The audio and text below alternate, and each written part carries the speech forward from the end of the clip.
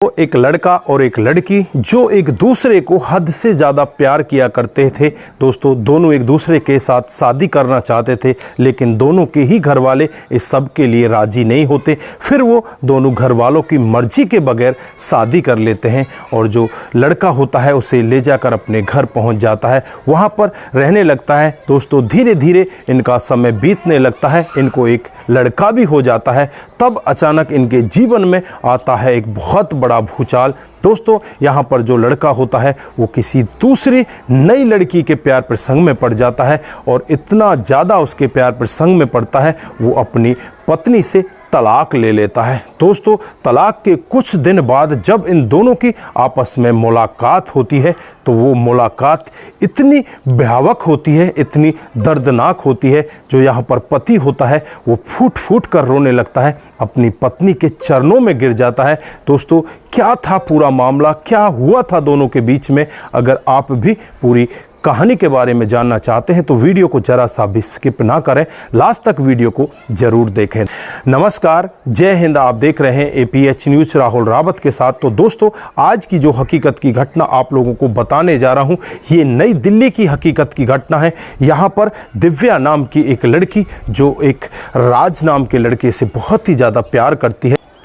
दोस्तों, यहाँ पर दोनों के घर वालों को पता चल जाता है, घर वाले इस सब के लिए राजी नहीं होते। लड़की अपने माता पिता से रुस्वा होकर इस लड़के के साथ में शादी कर लेती है और शादी के बाद ये दोनों बड़े आराम से रहने लगते हैं। दोस्तों, एक दूसरे के लिए ये जान देने तक की भी बात करते हैं कि हम तुम्हें कभी भी नहीं छोड़ेंगे। लड़का भी यही कहता है और लड़की भी यही कहती है। दोस्तों, शादी के कुछ दिन बाद ही इनको एक लड़का हो जाता है। इधर जो राज होता है वो एक कंपनी में जॉब किया करता है और उसी की कंपनी में एक लड़की आ जाती है जो देखने में बहुत ही सुंदर होती है, जिसकी उम्र मात्र 19 साल होती है। नाम उसका प्रीति होता है। दोस्तों, प्रीति के प्यार प्रसंग में ये इस तरह से पड़ जाता है, अब ये हर दिन परेशान होने लगता है। और एक दिन का वाक्य होता है जब ये ऑफिस से घर जाता है, जो इसकी पत्नी होती है दिव्या इससे पूछ लेती है कि तुम इतना ज़्यादा परेशान क्यों रहते हो? तुम तो बहुत ही हंसी खुशी रहा करते थे, लेकिन अचानक तुम्हारे साथ में हुआ क्या है जो तुम इतने परेशान रहने लगे? तो यहाँ पर जो राज होता है वो कहने लगता है कि दिव्या, मैं तुम्हें बताना तो कई दिन पहले चाहता था, लेकिन आज अगर तुम सुनना चाहती हो तो सुनो। मैं तुमसे प्यार नहीं करता, मैं किसी और लड़की से प्यार करता हूँ। तुम यही कहा करती थी ना कि मैं तुम्हें कभी भी नहीं छोड़ूंगी। अब मैं तुम्हें देखना चाहता हूँ, क्या तुम मुझे अब भी नहीं छोड़ोगी? तो यहाँ पर जो उसकी पत्नी होती है वो कहने लगती है कि औरत सब कुछ बांट सकती है, लेकिन अपने पति के प्यार को नहीं बांट सकती। आपको जो कुछ बांटना है आप बांट दीजिए, लेकिन मेरे प्यार को मत बांटिए, मैं आपके बगैर मर जाऊंगी। दोस्तों, यहाँ पर जो इसका पति होता है वो कहने लगता है कि अब आप मरो या जियो, मुझे इससे कोई मतलब नहीं है, मैं तो बस उस लड़की से प्यार करता हूँ और उसी के साथ मैं शादी करने वाला हूँ। दोस्तों, यहाँ पर पत्नी को बहुत ही ज़्यादा गुस्सा आता है। गुस्से में वो चाकू उठाती है और चाकू उठाकर अपने हाथ की नस को काटने वाली होती है। तभी वहाँ पर उसका छोटा सा लड़का रोने लगता है। उस लड़के की रोने की चीख पुकार को सुनकर एकदम से वो रुक जाती है और अपने बच्चे को गोद में उठा लेती है। फिर वहाँ पर अपने सामान को एक बैग के अंदर पैक करती है और पैक करके वहाँ से अपने मायके की तरफ चल देती है। दोस्तों, जब वो अपने मायके में पहुँचती है तो मायके वाले जो उसकी माँ होती है उसे आते ही कहने लगती है कि कर ली तूने शादी, कर ली तूने अपने मन की, देख लिया कैसी होती है प्यार की कहानी। अगर हमारी मर्जी से तू शादी करती तो आज ठीक होती, लेकिन वो जो तेरा पति है इस तरह का आवारा है, इस तरह का लफंगा है। तो यहाँ पर वो कहती है कि मेरे पति को इस तरह से कहने की क्या ज़रूरत है? तो यहाँ पर जो उसकी माँ होती है वो कहने लगती है तो तुझे कह लूँ, तू कौन सी बली है? तू भी तो उसके साथ भाग कर गई थी, तूने भी तो उसके साथ प्रेम व्यवहार रचाया था, अब क्यों तू यहाँ मुँह लटका कर आ गई? दोस्तों, उसके बाद यहाँ पर जो दिव्या होती है इस तरह से टूट जाती है, अपने बच्चे को अपने साथ लेकर उस घर को भी छोड़ देती है।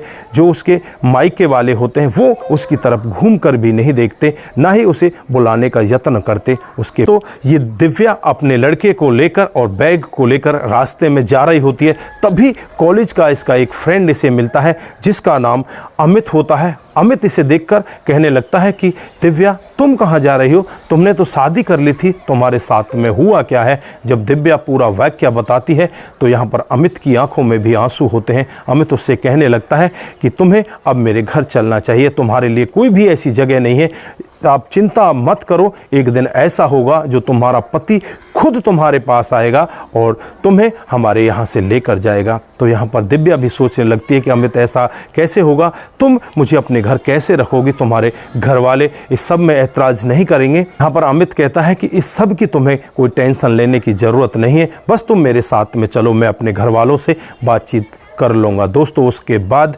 अमित इसे अपने घर ले जाता है और घर ये आराम से रहने लगती है। दोस्तों इधर जो राज होता है वो उस नई लड़की के साथ गुलछर्रे उड़ाने लगता है, इसी तरह से उसके साथ मौज मस्ती करने लगता है। ना तो उसे अपने बच्चे का ध्यान रहता, ना ही उसे अपनी पत्नी का ध्यान रहता। दोस्तों अपनी पत्नी से वो कोर्ट में तलाक ले लेता है और तलाक के बाद अब वो उससे शादी करने वाला होता है, लेकिन उससे पहले एक दिन यहाँ पर अमित इस दिव्या के चेहरे पर खुशी लाना चाहता है, तो उसे लेकर एक होटल में चला जाता है और वहाँ पर उस रेस्टोरेंट में ये लोग खाना खा रहे होते हैं। तभी वहाँ पर जो राज होता है अपनी नई नवेली जो उसकी प्रेमिका होती है उसके साथ वहाँ पर पहुँच जाता है।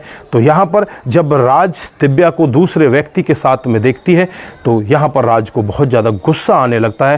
राज मन ही मन सोचने लगता है कि ये तो मेरे से ये कहती थी कि तुम्हारे सिवा मैं किसी से प्यार नहीं करूँगी, लेकिन ये तो आज किसी दूसरे लड़के के साथ घूम रही थी। वो अपनी गरेवान में कभी भी झांक कर नहीं देखता और फिर यहाँ पर वो दिव्या के पास पहुँच जाता है और दिव्या से कहने लगता है कि दिव्या, तुम ऐसा कैसे कर सकती हो, तुमने तो मना किया था। तो यहाँ पर दिव्या कहती है कि राज तुम गलत समझ रहे हो, ऐसा कुछ भी नहीं है। फिर यहाँ पर जो अमित होता है, अमित कहने लगता है कि हाँ मैं इससे प्यार करता हूँ, मैं इसके साथ शादी करना चाहता हूँ, इसके बच्चे को अपनाना चाहता हूँ। दोस्तों जब राज इस तरह का वाक्य सुनता है और जो यहाँ पर दिव्या होती है वो अमित का वाक्य सुनती है तो अमित की तरफ वो घूर घूर कर देखने लगती है। अमित यहाँ पर उसे इशारों में समझा देता है कि ये नाटक है। दोस्तों उसके बाद दिव्या भी कहने लगती है कि हाँ मैं इससे प्यार करती हूँ और इसके साथ ही रहना चाहती हूँ, जब तुम्हें ही कोई फ़र्क नहीं पड़ता तो मुझे क्यों फ़र्क पड़ेगा।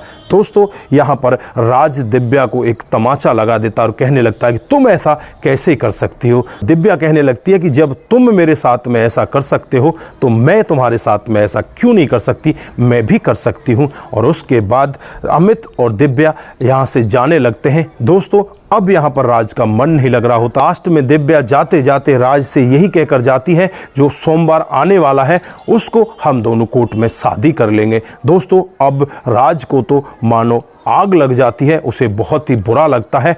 वो ये सोचने लगता है कि ये दिव्या ऐसा कैसे कह सकती है, मेरे होते हुए ये दूसरे लड़के से कैसे शादी कर सकती है। दोस्तों इधर जो राज की प्रेमिका होती है वो राज के पास आती है और उससे कहने लगती है कि बाबू क्यों परेशान हो रहे हो, चलो हम अपने घर चलते हैं। लेकिन राज यहाँ पर गुस्से में आकर उस पर झपटता हुआ कहने लगता है कि तुम्हारी वजह से ही सब कुछ हुआ है, तुमने मेरे पहले प्यार को मुझसे भुलवा दिया, तुम बहुत ही घटिया हो, तुम भाग जाओ, मेरी आंखों के सामने से हट जाओ। दोस्तों यहाँ पर जो उसकी प्रेमिका होती है उसके क्रोध को देखकर एक साइड में हो जाती है और फिर यहाँ पर जो राज होता है वो भागता हुआ अपनी पत्नी दिव्या के सामने पहुँच जाता है, हाथ जोड़कर विनती करने लगता है, कहने लगता है कि दिव्या मुझे माफ़ कर दो, अगर तुम किसी और की हो गई तो मैं जीते जी मर जाऊंगा, मैं अपनी जान दे दूंगा। दोस्तों दिव्या जब ये पूरी वाक्य सुनती है तो तुरंत ही उसके मुंह पर उंगली लगाती है और कहती है कि ये सब कहने की ज़रूरत नहीं है, मैं पहले भी तुम्हारी थी, आज भी तुम्हारी हूँ। दोस्तों यहाँ पर जो राज होता है वो अमित से भी कहता है कि भाई साहब मुझे माफ़ कर देना, और दिव्या यहाँ पर राज से कहती है कि ये सब हमारा एक नाटक था, आपको एक आईना दिखाने का नाटक था, वरना मैं तो आपकी हूँ और आपसे ही प्यार करती हूँ, आपके बाद मैं दूसरे किसी से प्यार नहीं कर सकती।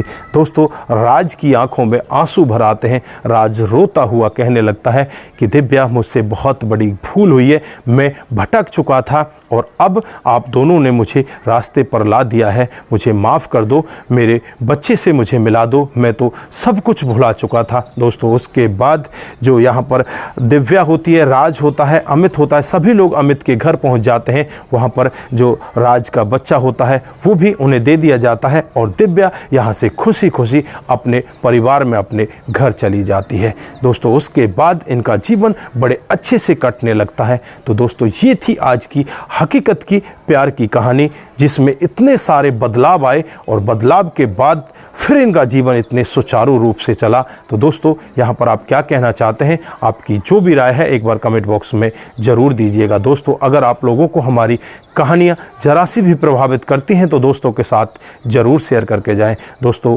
आपका एक शेयर हमें आगे बढ़ाता है और इसी तरह से हम सस्ता पर आधारित कहानियाँ आपके बीच लेकर हाजिर होते रहेंगे। दोस्तों अपना ख्याल रखें, अपने परिवार का ख्याल रखें, रिश्तों की अहमियत को ज़रूर समझें। नमस्कार, जय हिंद,